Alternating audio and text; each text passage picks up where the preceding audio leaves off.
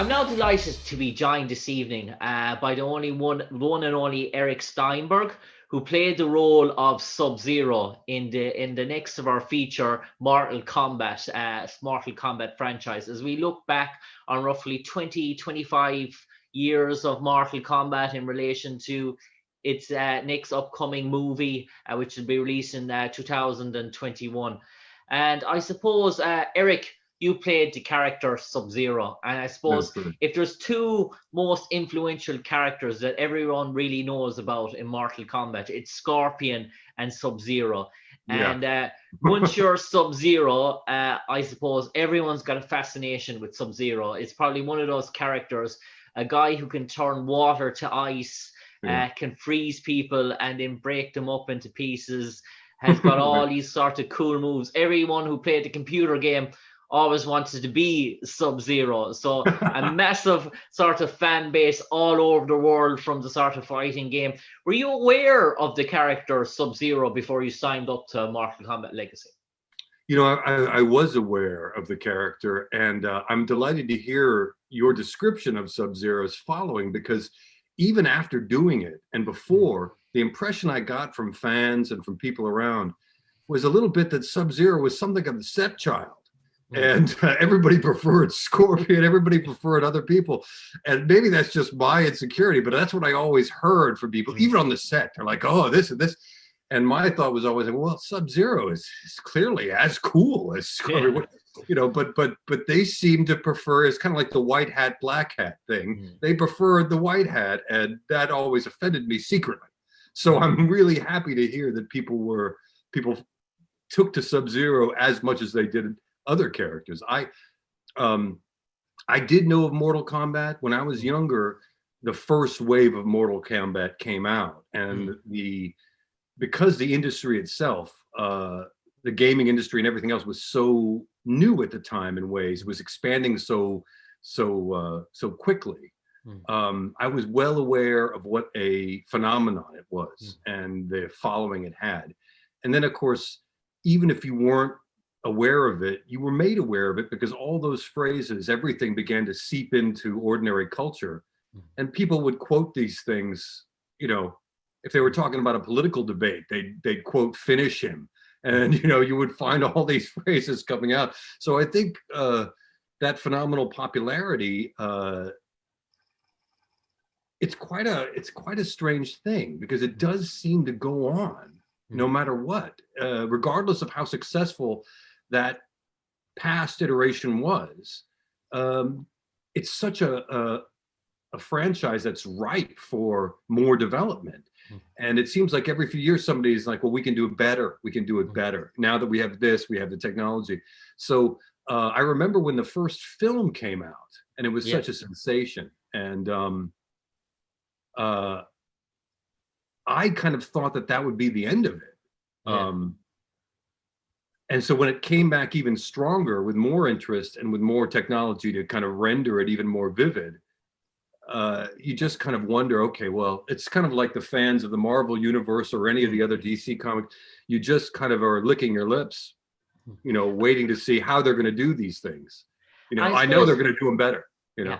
And I suppose, Eric, you mentioned there you were aware of the Mortal Kombat. You grew up with the first wave, and I suppose Mortal Kombat had its big traditional rival at the time, which was Street Fighter. There were the two sort of big kings of the video game industry in terms of fight games.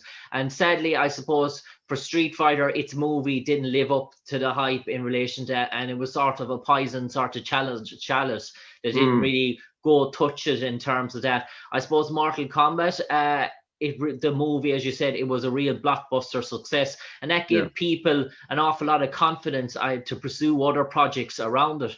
And I suppose in terms of the industry, roughly 20 years on now, we still have the big three: Mortal Kombat, Street Fighter, and now Tekken has arrived on the scene in terms of a big sort of blockbuster. But even that movie has sort of mixed reactions, and people haven't really gone after that. But it seems like Mortal Kombat has been the one sort of constant. It has been. We've had two movies. We've had a TV series called Mortal Kombat Legacy. We've had another one called Mortal Kombat Conquest, and now we have a new movie in 2021. Is that because of the depth of the material that there is in Mortal Kombat and all the characters and all their backstories. If you were a producer or director and you got that contract, it's like gold, I suppose. There's so many things and so many avenues you can go down with the project. Well, I think you touch on it perfectly. I think it does better because the fantastical elements of the story at its core allow for greater, more imagination to be brought in. It's less particular. You almost feel like, because of the mythical and nature of the powers and the mythical nature of the characters, that it has a broader appeal and a broader ability to incite the imagination of the fans. So I think that's why it does better over Street Fighter. And I feel like also it straddles a line between past and future in a way.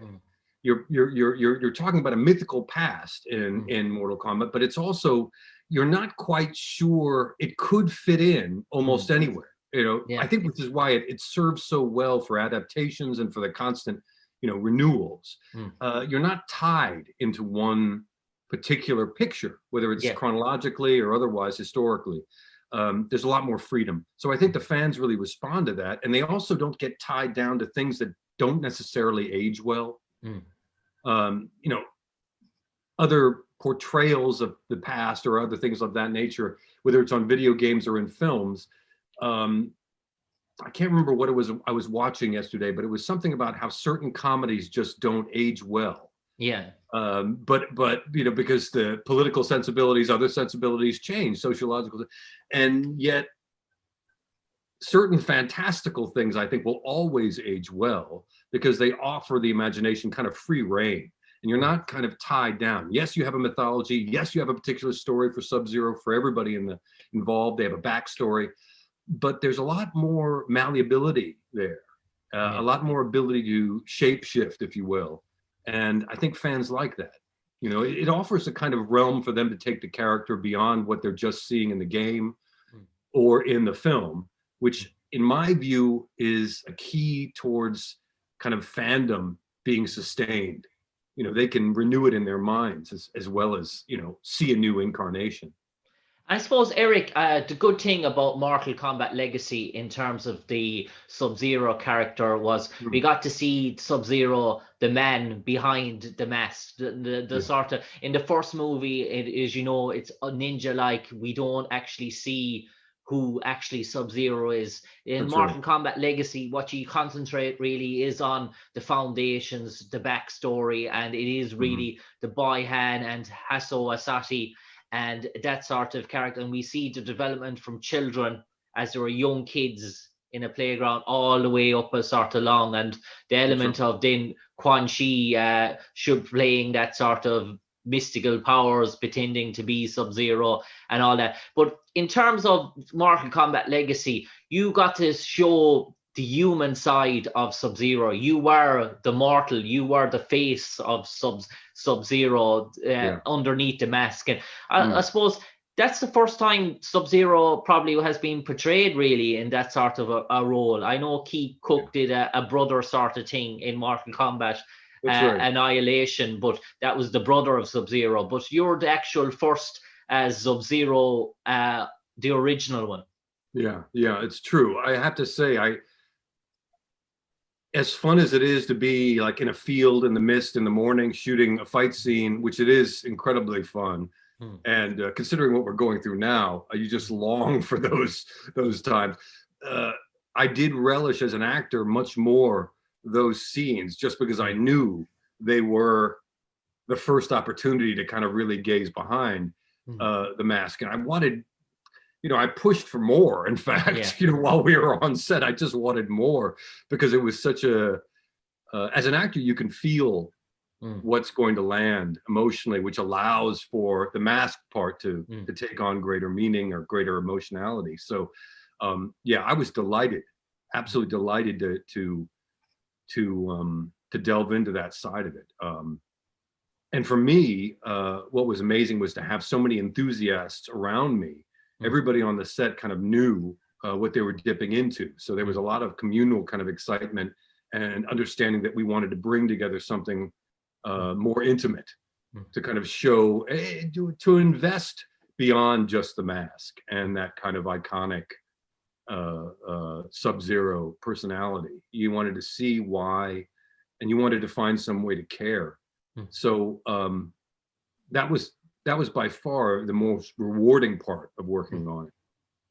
I suppose, Eric, one question that's got asked, and I suppose most people ask you in terms of, we all know Sub-Zero sort of special powers, but when you're doing the fight scenes and you're choreographing those sort of scenes with the fight director, is there special hand sort of movements where you have to hold yourself in a balance and just sort of with your hands and just wait for 4 or 5 seconds, and then for the visual effects guy to put in that sort of ice? Or how does that sort of work when you're in the middle of a sort of a fight scene and then you're told, whoa, stop there and hold like that for a minute, and then you can go again? Or is it how does that sort of work? Because we all know Sub-Zero has these sort of ice powers, and we all know it's done by visual sort of effects, and obviously with Scorpion as well, it's the same sort of thing. So as a martial artist, you're used to doing uninterrupted fight scenes with hands, kicks, all that sort of thing. When you have to put in sort of powers into them, where you're told you have to sort of stop for 30 seconds, how does that sort of work out? And do you feel like, oh, did I do that right, or did I move my hands or say it right?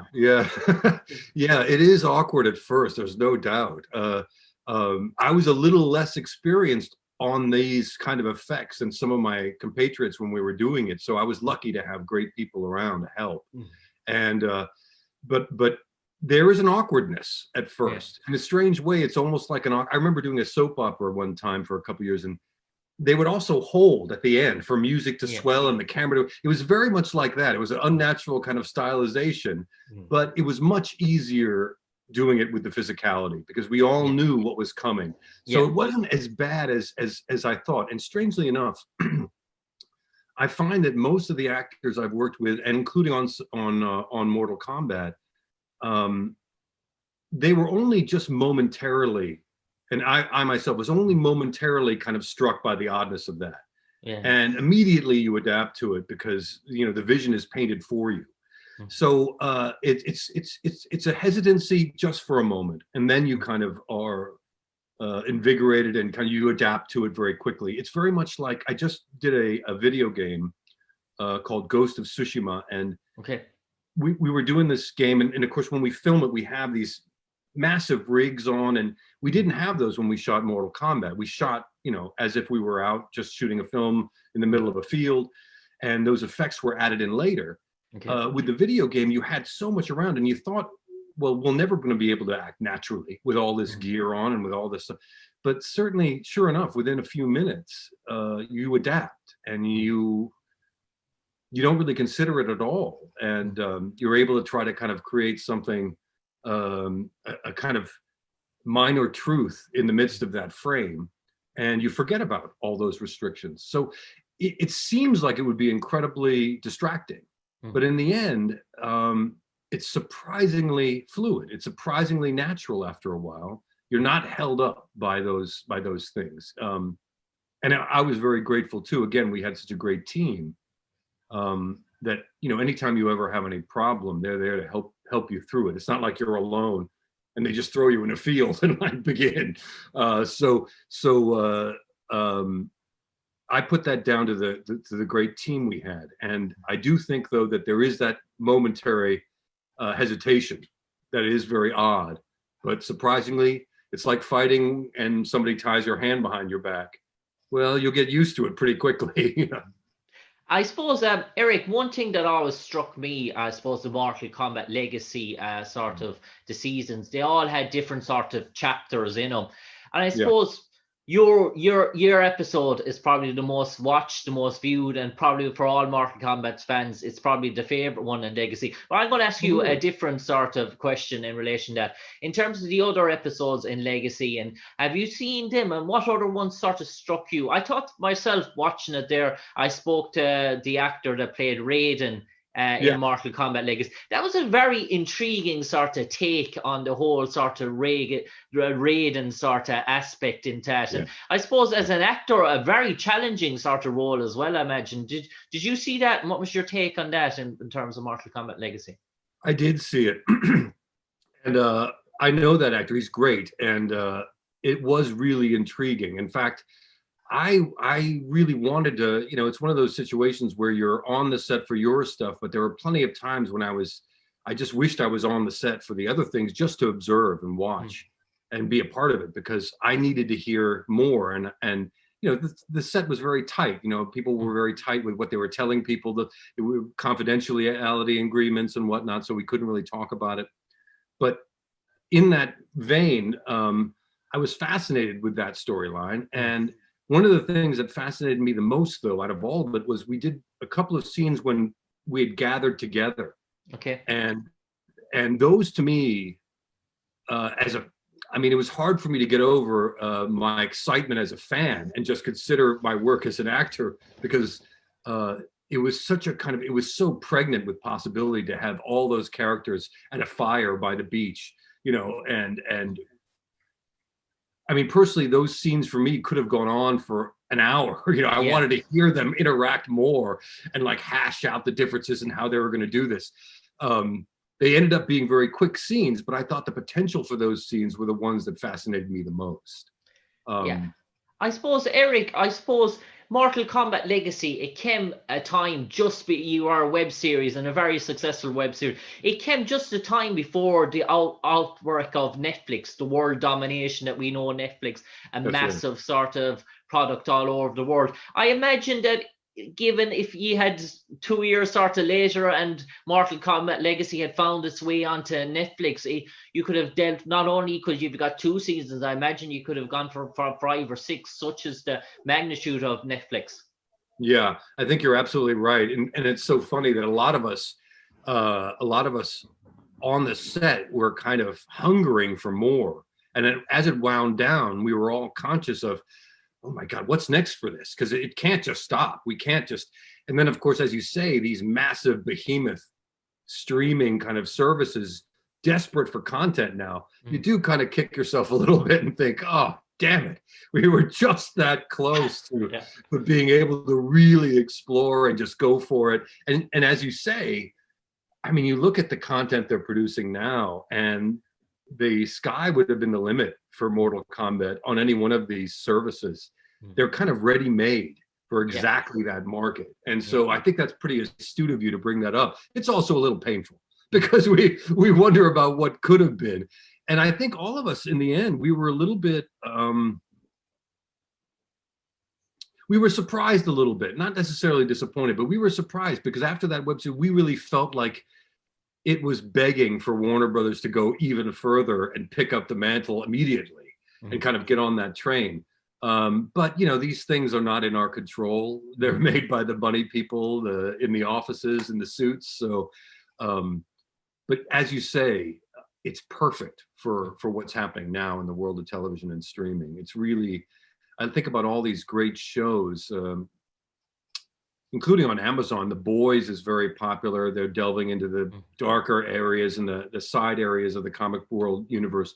And certainly Mortal Kombat is ripe for just saga after saga. So I'm sure, as you say, because of the lucrative nature of these streaming things, they will delve into it, because it's too much of an opportunity for them. They won't pass it up. And I hope that some of us at least could be involved again. It was just such a phenomenal thing. And I suppose, Eric, in terms of Mortal Kombat, and I suppose in terms of its memorabilia through worldwide, I suppose it goes into thousands, I suppose. In terms of the actual costume, the actual Subzero costume, did you actually get to keep that afterwards, after Mortal Kombat Legacy? Is that hanging in the wardrobe for every Halloween you go around your streets trick-or-treating as Subzero? Go running around. No, I here in this country, if I ran around in that outfit, well, I guess if I ran around with it in LA, I might, people wouldn't notice so much. If I run around with it here in DC, I think, you might encounter some armed response or something. But I didn't get to keep that. I did keep some other memorabilia, but no, not the costume. And in fact, I was a little surprised. Some of the reaction on the we received after the thing came out, people were very complimentary about the way the production looked. But some people did come down on Subzero and they did come down on saying, well, his look was too much like it was like like he was a motocross biker or something like that, his outfit and whatever. Personally, I didn't see it that way. I was delighted with it, but of course, I was kind of swept up in the magic of it. So I'm not just kind of consuming it. Obviously, if you're an observer, if you're in the audience, you have every right to, approve or disapprove as you will. But yeah, I was swept up in the magic of the moment, so I wasn't really thinking about that. So when I heard some comments come on and say, "Oh, that costume wasn't good enough for Sub-Zero, you should have done better," I was a little shocked and surprised. But I also was kind of flattered that they cared that much. That they actually were really such vigorous fans that they were noticing every detail and saying, "Wait a minute, those look like motocross gloves, not real gloves for Sub-Zero. That's an outrage." And so I found that kind of touching, at least, that they cared. And I suppose, Eric, we're coming to, I suppose the trailers are out now at the moment. They're going all over YouTube.